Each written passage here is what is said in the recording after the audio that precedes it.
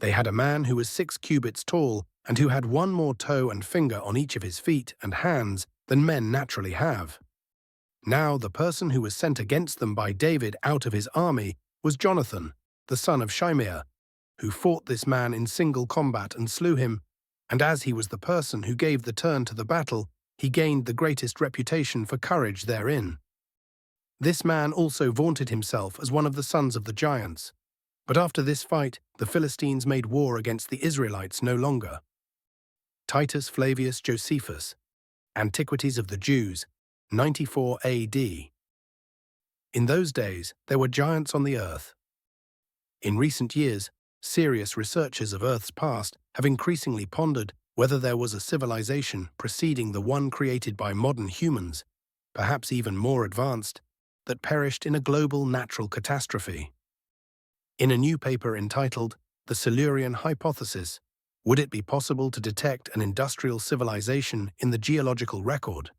Scientists at NASA's Goddard Institute for Space Studies and the University of Rochester took a critical look at the scientific evidence that ours is the only advanced civilization ever to have existed on our planet.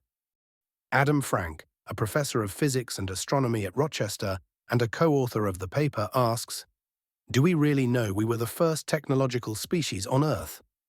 We've had an industrial society for only about 300 years, but there's been complex life on land for nearly 400 million years. According to researchers such as Graham Hancock, there did indeed exist an even more glorious civilization in the past. However, we are going to diverge from Mr. Hancock today and look at the possibility that this ancient civilization was a race of giants. In a general reading on Atlantis, my father asked about the kind of people that existed then. Question 3. Please give a few details regarding the physiognomy, habits, customs, and costumes of the people of Atlantis during the period just before the first destruction. Answer. These took on many sizes as to stature, from that as may be called the hobbit to the giants. For there were giants in the earth in those days, men as tall as 10 or 12 feet in stature and well-proportioned throughout. Edgar Evans Casey, on Reading number 364-11. The traditions of peoples all over the world are quite unanimous in asserting that, at an earlier time, a race of giants lived on the earth, that most of the race was destroyed in great catastrophes, that they were of cruel nature and were furiously fighting among themselves, that the last of them were exterminated, when, after a cataclysm, a migration of peoples brought the forebears of the peoples of today to their new homelands. Immanuel Velikovsky, In the Beginning. Evidence for their existence includes numerous megalithic structures, the remains of giants discovered in Europe, Asia, and America, and their footprints found in geological layers millions of years old. After hacking through cemented gravel in 1833, soldiers in the central California coastal area near Lompoc found a giant 12-foot-long skeleton surrounded by stone axes, carved shells, and the most unusual porphyry blocks, carved with indecipherable symbols. The teeth arrangement of the skull was unlike any that are known in that there were double sets of both the upper and lower rows of teeth, or double dentition as it is called. In the end, the artifacts were reburied in a secret location because superstitious natives felt the discovery was a bad omen. To date, its location has not been rediscovered. Ted St. Rain. Mystery of America. Book 1, Enigmatic Mysteries and Anomalous Artifacts of North America. In the 1901 book, The World's History, writers Han Ferdinand Helmholtz and James Bryce commented on giant ancient megaliths by saying, "Human strength does not seem adequate to erect these stones in their current position. Only giants could have made such structures." Could they be right? Monumental structures incompatible with human physical capabilities can be found across the globe. Sacsayhuaman in Cusco, Peru, contains impressive carved stone polygonal blocks of more than 100 tons of weight and 4 meters in height. Each one forms incredible walls approximately 400 meters long. The Incas told the Spaniards that they weren't the ones who built Sacsayhuaman, but the giants. In their mythology, huge people were living in the Cusco area, and they carried the huge stone blocks and put them together. The city of Cusco was built in the shape of a puma, a holy animal according to Inca beliefs. The head of the puma was actually Sacsayhuaman. Rediscover Machu Picchu. In his book, Elder Gods of Antiquity, M. Don Sean writes, another legend passed down by the ancient Peruvians tells of giants living around Lake Titicaca, who was eventually pushed to the south by the natives. Tiahuanaco was then built over the ruins left by those fair-haired giants that had built the original structure at the site, supposedly between 250,000 and 200,000 years ago. The Basques have a unique mythology as well. According to Basque accounts, giants are responsible for constructing one of the most enigmatic series of stone monuments in Western Europe, Carnac, in Brittany, France.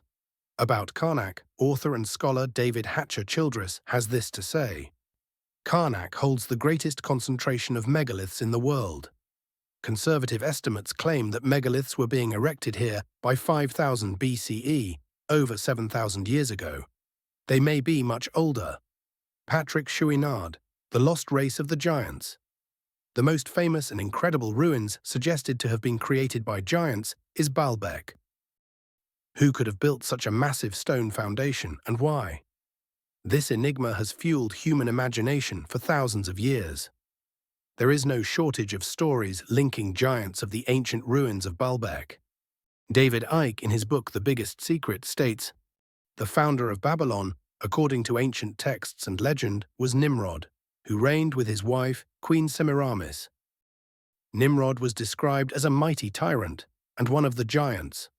The Arabs believed that after the flood, it was Nimrod who built or rebuilt the amazing structure at Baalbek in Lebanon, with its 3 stones weighing 800 tons each.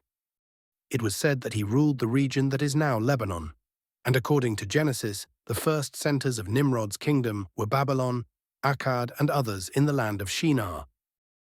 The Baalbek Terrace is a truly enormous structure. Once the grandiose temple of Jupiter stood there. But as magnificent as the temple is, the foundation of the Doric structure on which it rests, made of colossal hewn blocks, is even more impressive. The platform beneath the temple consists of about 24 megaliths at the lowest level, each weighing 300 tons. There is a trilithon, a grouping of 3 megaliths, 2 verticals with a horizontal lintel atop them, in the west wall of the platform. This is known as the marvel of the 3 stones. Each of the 2 vertical stones is more than 68 feet high, 14 feet wide, and 14 feet thick. Each stone weighs more than 800 tons. Stephen Geist, Arabic with ease. No description can fully convey the overwhelming impression these enormous blocks leave on an observer. It would require the combined efforts of 40,000 people to move them. Researcher Andrew Collins suggests Baalbek may not have been built by giants, but instead to keep them out. In his article, Baalbek, the Ancient Fortress, Collins asks, could it be possible that the city of Baalbek was built not only as a religious center, but also as an impenetrable fortress against attack by the giants and titans of mythology? Could the theory explain why the fortress's architects used such gigantic stones in its construction? Collins believes that the site may have been overrun by giants before the project was finished. Collins states, such ideas may even offer some kind of explanation for why the mother of all stone blocks, the pregnant woman stone, was left cut and ready for transport in a nearby quarry. Another complex associated with giants is Teotihuacan, the city of the gods, located 50 kilometers northeast of Mexico City. The origins of this city are linked to an unknown civilization much older than the Aztecs. In Book 10 of the Florentine Codex, Franciscan friar Bernardino de Sahagún stated that they built these great mounds for the sun and moon as if they were mere hills. It is unbelievable that they were made by hand, but giants still lived there then. Many similar legends of these giants can also be found within other regions, as far away as Guadalajara, which speaks of the Teotihuacan people as giants. Fernando S. Gallegos, Exploring Traditions. However, the Aztecs preserved another ancient legend, stating that Teotihuacan was built by giants to transform humans into gods. After the giants departed, the city fell into decay. In 1539, the Spanish explorer Coronado, along with 300 soldiers and 800 Indians, set off from Mexico City westward, bound for the Pacific Ocean. Upon reaching the province of Sonora, an advance party was sent to the coast to rendezvous with Coronado's supply ships. The historian and member of Coronado's expedition, Pedro de Castañeda, wrote in his account of the journey, "They did not find the supply ships, but they brought back an Indian so large that the tallest man in the army reached only to his chest. It was said that other Indians were even taller on the coast." Ed Lush, the giant wore silk. The Dominican friar, Fray Diego Duran, said this, "It cannot be denied that there have been giants in this country. I can affirm this as an eyewitness, for I have met men of monstrous stature here. I believe that many in Mexico will remember, as I do, a giant Indian who appeared in a procession of the feast of Corpus Christi. He appeared dressed in yellow silk, with a halberd at his shoulder and a helmet on his head, and he was all of 3 feet taller than the others." Fray Diego Duran, the Aztecs. According to legends, the largest pyramid on the planet's surface, Cholula, was built by one of the 7 mythological giants of the Aztecs, Zelhua. He was said to have constructed the pyramid after the Great Flood swept across the lands. The monoliths of Tiwanaku served as the focal point of public spiritual practices as far back as 800 BCE and have remained a source of fascination ever since. When Incan warriors overpowered this area in the 15th century, they saw them as leftovers from the world's creation. In the 16th century, the next set of invaders, Spanish conquistadors, were informed by local people that they were the work of giants. Cyclopean structures, scattered across the earth, share not only their enormous scale, but also legends of giants who built them many centuries or millennia ago.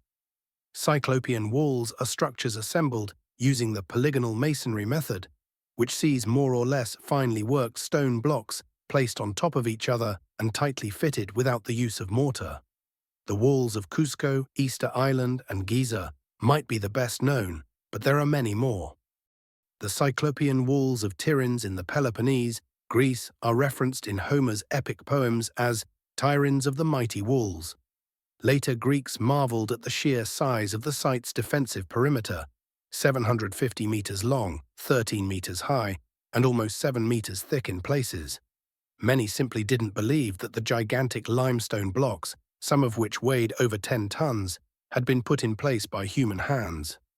The most popular tradition in antiquity was that they were erected by the Cyclopes, the primordial one-eyed giants who possessed supernatural strength and were master craftsmen, hence the term Cyclopean masonry.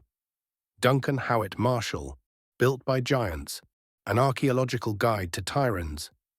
Just how long has this type of stonework existed? As it happens longer than any of us can imagine. Seismic sonar instruments have detected what we now call the Great Road, located miles beneath the Earth's surface. This is a gigantic globe-spanning ribbon around the Earth, made of a series of caves.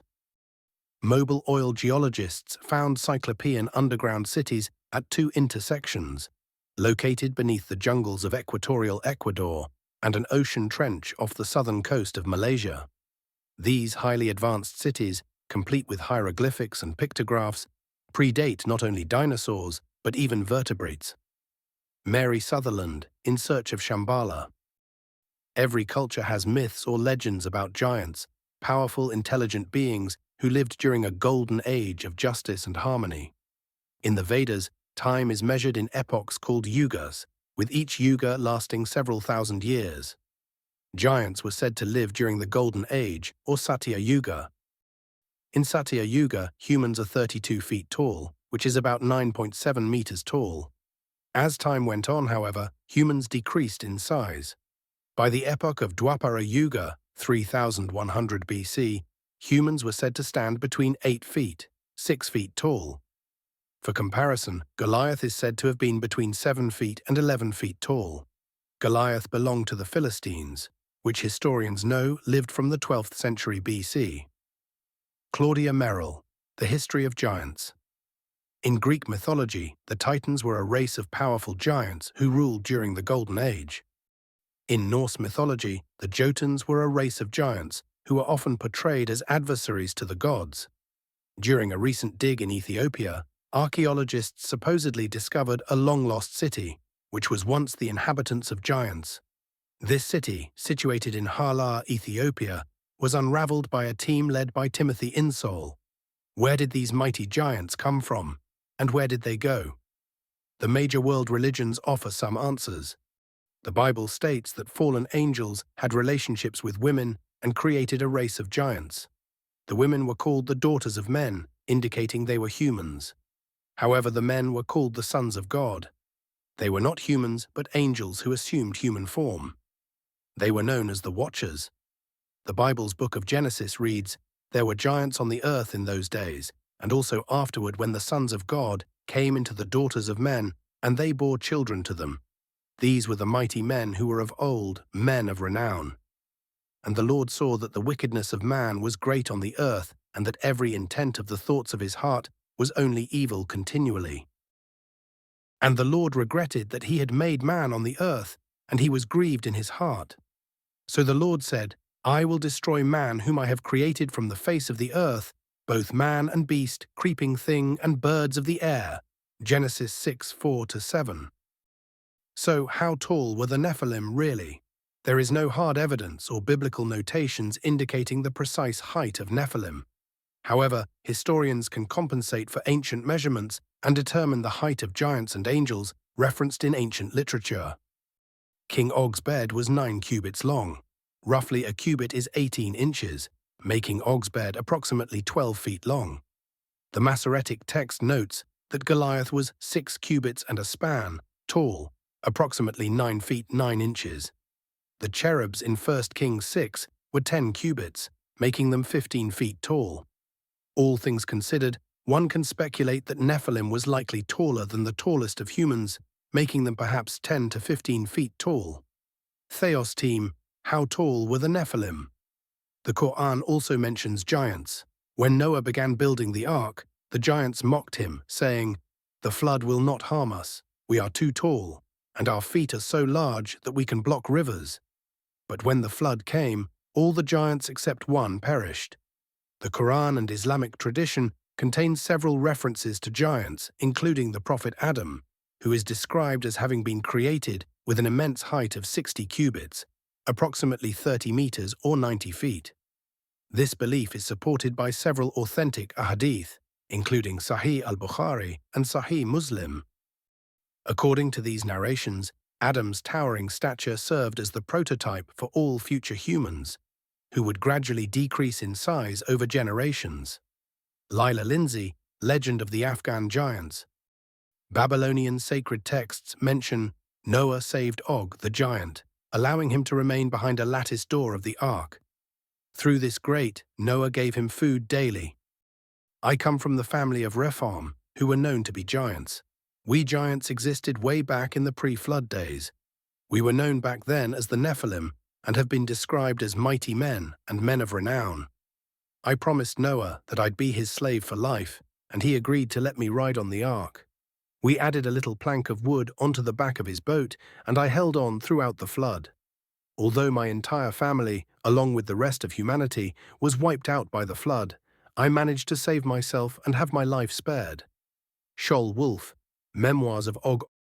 Og was referred to as one of the last of the Rephates, or the last of the remnant of the Rephates.